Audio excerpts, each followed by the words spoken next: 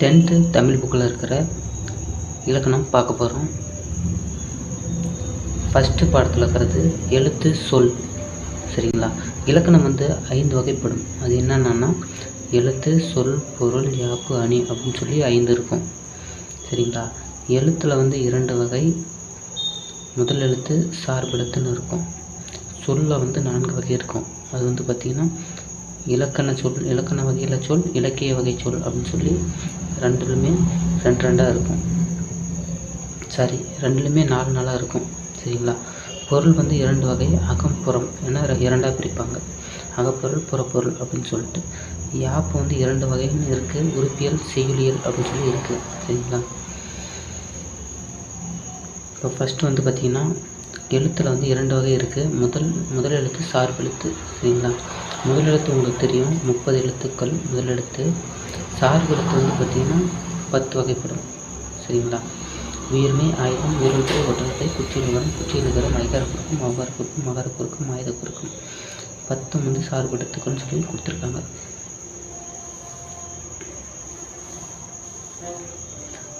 அளபெடுத்தல் அப்படின்னா நீண்டு ஒலித்தல் அப்படின்னு சொல்லி பொருள். உணர்வுக்கும் இனிய ஓசைக்கும் அளபெடுத்தல் பயன்படுகிறது. அளபெடுத்தல் எதுக்கு பயன்படுதுன்னு கேட்டாங்கன்னா உணர்வுக்கும் இனிய ஓசைக்கும் அளபெடுத்தல் பயன்படுகிறது.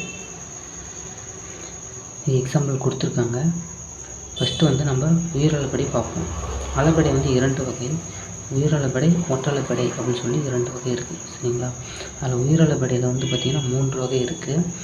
அதில் பார்த்திங்கன்னா பார்ப்போம். உயிரளபடை 3 வகைப்படும். சரிங்களா? செய்யுளிசை அளபடை அல்லது இசை நிறை அளபடை, இது முதல் வகை. அடுத்து இன்னிசை அளபடை, அடுத்து இன்னிசை அளபடை, அடுத்து சொல்லிசை அளபடை. சரிங்களா? இன்னிசை அளபடை, அடுத்து சொல்லிசை அளபடை. சரிங்களா? ஃபஸ்ட்டு செய்யுளிசை அளபடை பார்ப்போம். செய்யுளிசை அளபடை பார்த்திங்கன்னா இசை நிறை அளபடை அப்படின்னு அழைக்கப்படுது. செய்யுளில் ஓசை குறையும் பொழுது அதனை நிறைவு செய்ய நெட்டெழுத்துக்கள் அளபெடுத்தல் செய்யுளிசை அளபடை. சரிங்களா? ஓசை குறையும் போது அப்படின்னா செய்யுளிசை அளபடை அல்லது இசை நிறை அளபடை. அது பார்த்திங்கன்னா 3 இடங்களில் வரும். மொழி முதல்லையும் வரும், மொழி இடையிலையும் வரும், மொழி இறுதியிலும் வரும். அதுக்கு எக்ஸாம்பிள் பார்த்திங்கன்னா ஓதல் வேண்டும். இதில் நெடில் ஓவை தொடர்ந்து குறில் வந்திருக்கான். இது முதல்ல வந்ததுனால மொழி முதல் அப்படின்னு சொல்கிறோம். உரா இருக்குது, உரா, ஆ இந்த இடத்துல வர்றதுனால மொழி இடைன்னு சொல்கிறோம். நல்ல படா, பதை, படா கடைசியில் வந்ததுனால மொழி இறுதின்னு சொல்கிறோம். சரிங்களா? அடுத்து இன்னிசை அளபடை. செய்யுளில் ஓசை குறையாத இடத்துல இனிய ஓசைக்காக அளபெடுப்பது இன்னிசை அளபடை. கெடுப்பதுவும் எடுப்பதுவும், அதாவது ஓசை குறையாத இடத்திலும் வரும், இனிய ஓசைக்காக வரும் அப்படின்னு சொல்லி சொல்கிறாங்க. அது கெடுப்பதுவும் எடுப்பதுவும் அப்படிங்கிறது எக்ஸாம்பிள். அடுத்து சொல்லிசை அளபடை. செய்யுளில் ஒரு பெயர் சொல் எச்ச சொல்லாக தெரிந்து அளவெடுப்பது சொல்லிசை அளபடை. சரிங்களா? அது எக்ஸாம்பிள் என்னென்னா, ஒரு பெயர் சொல்னா இப்போ நசைன்னு இருக்குன்னா அது விருப்பம்னு மீனிங். சரிங்களா? அது ஒரு பெயர் சொல்லை குறிக்கும். இதே நசை அப்படின்னு அந்த ஈயை சேர்த்தோம்னா விரும்பி அப்படின்னு ஒரு எச்ச சொல்லாக இருக்குது. எச்ச சொல்லாக திரிந்து அளபெடுக்குது. அதனால் சொல்லிசை அளபடை பார்த்திங்கன்னா உரநசையி, வளநசையி அப்படின்னு சொல்லி அந்த ஈ சவுண்டு சேர்ந்து வர்றது பெயர் சொல் வினையடியாக மாறியது அப்படின்னு மீனிங்கு. அடுத்து ஒற்றளபடை. ஒற்றளபடையில் மொத்தம் எத்தனை எழுத்து அளபெடுக்குன்னு கேட்டாங்கன்னா 11 எழுத்து. சரிங்களா? ஒற்றளபடையில் எத்தனை மெய் எழுத்து அளபெடுக்கும் அப்படின்னு கேட்டாங்கன்னா 10ன்னு சொல்லணும். ஒற்றளபடையில் 10 மெய் எழுத்து ப்ளஸ் ஒரு ஆயுத எழுத்து, மொத்தம் 11 எழுத்து அளபெடுக்கும். இதில் எதெல்லாம் அளபெடுக்காது அப்படின்னா வல்லினம் ப்ளஸ் ர ழ. சரிங்களா? வல்லினத்தில் கசட தபரங்கிற ஒரு ஆறும், ர ழ இடையினத்தில் வர ர ழ இந்த ரெண்டும் மொத்தம் எத்தனை 8 எழுத்துக்கள் அளபெடுக்காது, 11 எழுத்துக்கள் அளபெடுக்கும். சரிங்களா? எக்கிலங்கிய கையரா இன்னுயிர் வெக்குவார்க்கில்லை வீடு.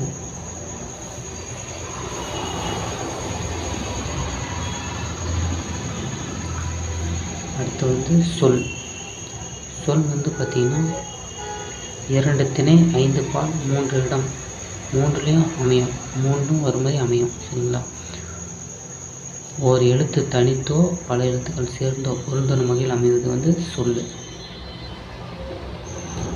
இது 2 திணை 5 பால்களை குறிக்கும், 3 வகை இடங்களிலும் வரும்.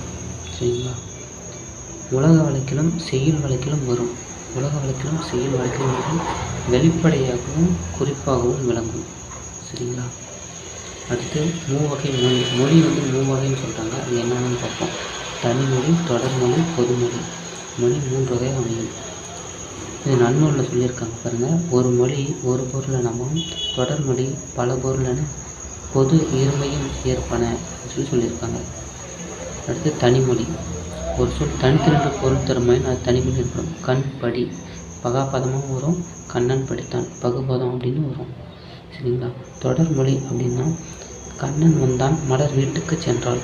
சரிங்களா? கண்ணன் வந்தான் மலர் வீட்டுக்கு சென்றாள். 2 அல்லது அதற்கு மேற்பட்ட தனிமொழிகள் சேர்ந்து வந்தால் அது தொடர்மொழின்னு சொல்கிறாங்க. பொதுமொழி.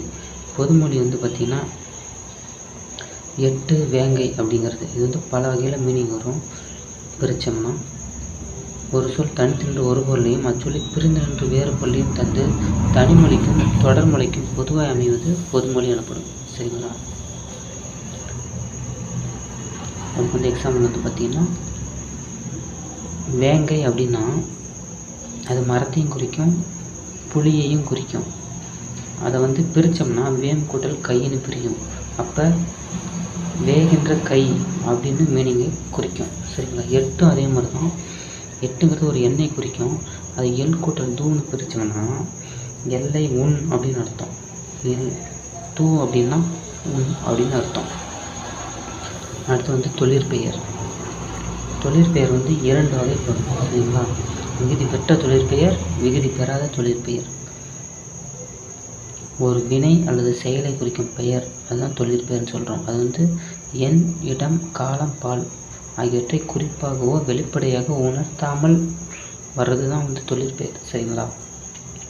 காலத்தை வெளிப்படையாக உணர்த்தாது, குறிப்பாக உணர்த்தாது. இது எண், இடம், காலம், பால் ஆகிய 4 இடங்களில் வரும். இதுக்கு எக்ஸாம்பிள் ஈதல், நடத்தல். ஈதல், நடத்தல். விகுதி பெற்ற தொழிற்பெயர் பார்த்திங்கன்னா வினையடி ப்ளஸ் விகுதி சேர்ந்து வரும். வினையடி அப்படின்னா அது பார்த்திங்கன்னா ஒரு கட்டளை பொருளில் வரும். நட, வாழ், ஆள் அப்படின்னு கட்டளை பொருளில் வரும். அது விகுதி பார்த்திங்கன்னா நமக்கு தெரியும். தள்ளல், அம்மை, கைவை, கூப்பு, உதிசிவிமை இந்த மாதிரிலாம் வரும். அதை 2த்தையும் சேர்த்தா தான் தொழிற்பெயர் வரும். தொழிற்பெயரோடைய சொல் வரும். இந்த மாதிரி விகுதி சேர்ந்து வந்ததுனால அது விகுதி பெற்ற தொழிற்பெயர்னு சொல்கிறோம். சரிங்களா? அதே மாதிரி ஒரே வினையடி பல விகுதிகளையும் ஏற்கும் அப்படின்னு சொல்கிறாங்க. இப்போ நட அப்படின்னா நட என்பதை நடை அப்படின்னு டைங்கிற விகுதியை கொண்டு முடியும். தை அப்படிங்கிற விகுதியை கொண்டு முடியும். தல் அப்படிங்கிற விகுதியை கொண்டும் முடியும். அடுத்து எதிர்மறை தொழிற்பெயர். இதோடைய எழுத்து பார்த்திங்கன்னா ஆ. நடவாமை, கொல்லாமை அப்படின்னு ஆன்னு சவுண்ட் வரும். எதிர்மறை தொழிற்பெயர். சரிங்களா? இது ஈறுகட்ட எதிர்மறை அப்படின்னு வந்துச்சுன்னா நடவா, கொல்லா அப்படின்னு இருக்கும்.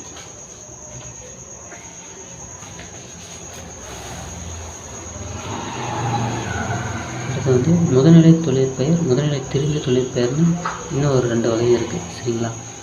விகுதி பெறாமல் வினைப்பகுதியே தொழிற்பெயராதல் முதல்நிலை தொழிற்பெயராகும். அதாவது இதுக்கு விகுதி வராமல் வெறும் அந்த கட்டளை பொருள் மட்டும் வருதுன்னு சொன்னால அதே மாதிரி தட்டு, உரை, அடி அப்படின்னு வெறும் முதல்நிலை பெயரை மட்டும் கொண்டு வரது முதல்நிலை தொழிற்பெயர். இது தட்டுதல், உரைத்தல், அடித்தல் அப்படிங்கிற பொருள்படும். முதல்நிலை தெரிந்த தொழிற்பெயர் அப்படின்னா தெரிந்த தொழிற்பெயர் அப்படின்னா அது கெடு அப்படின்னா கேடு, சுடு அப்படின்னா சூடு அப்படின்னு நெடிலில் வரும். அதுதான் முதல்நிலை திரிந்தது. இந்த முதல்நிலை வந்து திரிந்து இந்த மாதிரி வருது. சரிங்களா?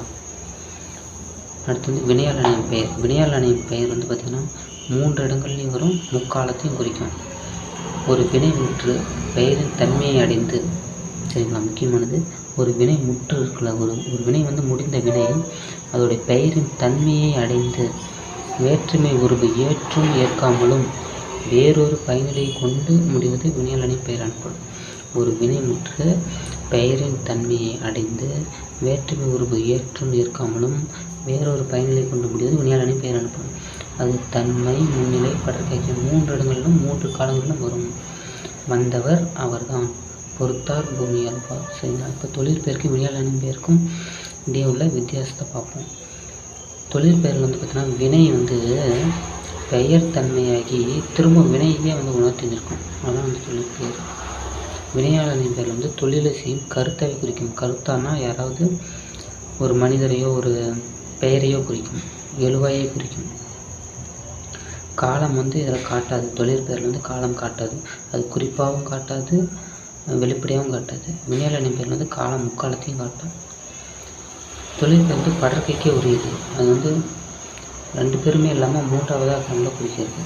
மூவிடத்துக்கும் உரியது. வினையால் அணையும் பெயர் மூவிடத்தையும் குறிக்கும். சரிங்களா? வருகின்றவர், வந்தவர், வருபவர் அப்படின்னு சொல்லி 3ஐயும் முக்காலத்தையும் குறிக்கும். சரிங்களா?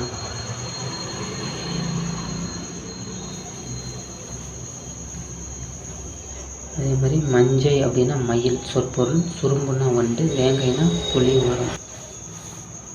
ஓகே ஃப்ரெண்ட்ஸ், இப்போ 10th முதல் இயலில் ஃபஸ்ட்டு இயலில் இருக்கிற இலக்கணத்தை நம்ம பார்த்துட்டோம். அடுத்த வீடியோவில் 10th செகண்ட் இயலில் இருக்கிற இலக்கணத்தை நம்ம பார்ப்போம்.